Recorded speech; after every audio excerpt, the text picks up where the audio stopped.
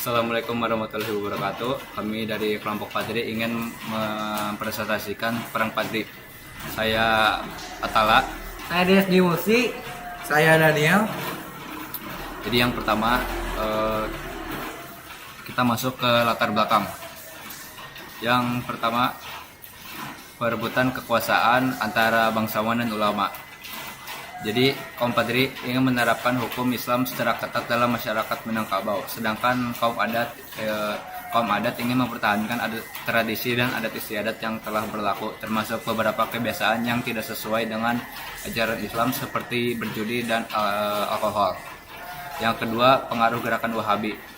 Beberapa ulama Minangkabau yang kembali dari haji membawa ide-ide gerakan Wahabi yang menekankan pada penegakan syariat Islam secara ketat. Yang ketiga, perselisihan agama dan adat. Perdebatan mengenai mana yang lebih utama mengenai agama atau adat terus berlanjut dan semakin memanas hingga akhirnya memicu konflik bersenjata. Yang keempat, adanya intervensi Belanda. Belanda melihat peluang ini untuk campur tangan dalam konflik ini demi memperluas pengaruhnya di Sumatera Barat. Yang kelima, faktor ekonomi dan politik. Pertentangan antara kaum Padri dan kaum adat juga dipengaruhi oleh perebutan sumber daya ekonomi seperti tanah, hasil pertanian, dan perdagangan. Selanjutnya akan dijelaskan oleh Denis. Di sini saya akan menjelaskan mengenai tokoh-tokoh yang terlibat. Perang Padri melibatkan berbagai tokoh-tokoh, entah itu dari pihak adat maupun pihak Padri. Di sini saya hanya akan membahas mengenai 3 tokoh saja, yaitu yang pertama ada Tuanku Imam Bonjol atau Muhammad Syawab, lahir di Bonjol tahun 1772. Dia merupakan salah satu tokoh pemimpin utama dari kaum Padri saat berperang melawan Belanda. Setelah perang Padri usai, ia dalam pengasingan di Sukabumi, lalu dipindahkan ke Ambon dan kemudian dipindahkan lagi ke Manado. Kemudian ia wafat pada tanggal 6 November tahun 1864. Lalu tokoh yang kedua adalah Tuanku Tambusai atau Muhammad Salah, lahir di Dalu-Dalu, Rokan Hulu, Riau pada tahun 1784. Ia memimpin pergerakan perlawanan di wilayah Rokan Hulu dan berhasil menghancurkan Fort Amorongen milik Belanda. Kemudian ia meninggal pada tanggal 12 November tahun 1882 di Seremban, Negeri Sembilan, atau sekarang lebih dikenal dengan nama Malaysia. Tokoh yang ketiga berasal dari pihak adat, yaitu Sultan Arifin Moninsyah. Ia lahir di Pagaruyung tahun 1745. Ia merupakan sultan terakhir dari Kesultanan Pagaruyung dan memimpin kaum adat.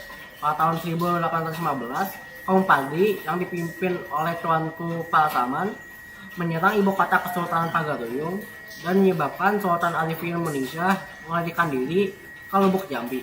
Kemudian ia meninggal pada Agustus 1824 dan digantikan oleh sepupunya. Selanjutnya akan dilanjutkan oleh Mr. Daniel.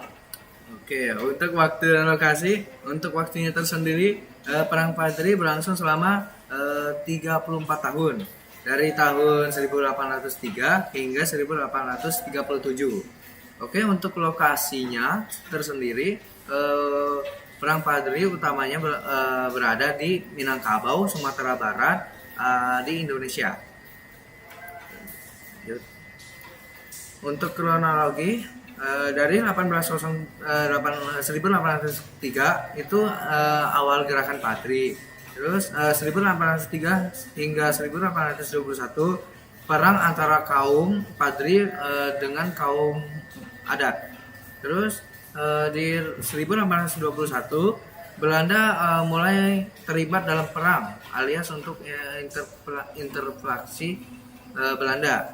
Terus untuk 1825 itu perang kembali berkobar. Terus lanjut. Terus 1837 Belanda berhasil menaklukkan Bonjol setelah pengepungan panjang. Selanjutnya akan dijelaskan oleh Atala.